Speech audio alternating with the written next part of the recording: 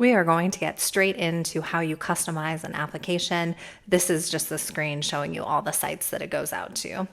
When we are customizing the application, we can see the defaults that it's set to, but off to the right side, we can see the option to edit these defaults. As a note here, I changed my residence history to 3 years. I remember being a tenant and finding this to be a pain, having to provide it to a landlord. And as a landlord now, I want to limit the headaches that my tenants have and or the barriers they have to filling out the application. So I make mine 3 years.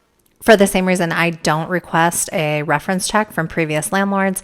I want to make it easy on the tenant, and I'm just going to rely on the data that the reports return back to me. In my application, I do have people verify their income, and then these standard questions, you have the radio buttons off to the right side to say whether or not you want to keep them in or not, but these are pretty common questions that landlords ask tenants, and they're already pre-populated for you. If you feel like you are learning something, please like this video. If you want to add your own custom questions to your application, you can do this, but you have to get Unlimited Plus.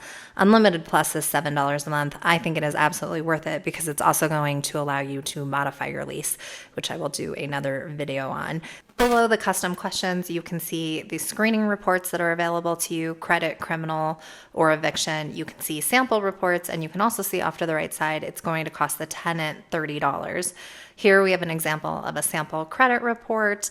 And here we have not only the credit score, but how much credit usage they're using, what needs improvement, and the different kind of balances they have. So it's a pretty thorough credit report.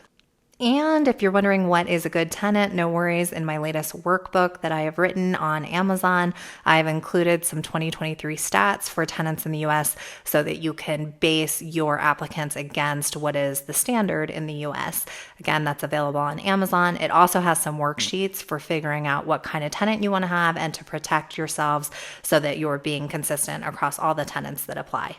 Okay, and you can also require your tenant to pay $30 to get a criminal record report sent to you, as well as an eviction proceeding report. And again, the tenant pays for this, the landlord does not. If you feel like you are learning something, please like this video. All right, at this point, we're going to review and then request an application from a tenant. So we will hit that. It will be sent to them. You have the option to do a message and put in their full name as well as their email and phone number. And once that information is completed, we are going to send the application to the tenant, and it's going to cost them $55. And now it's going to ask us to do a lease. Here is a video, part 3, about how to do leases in Avail.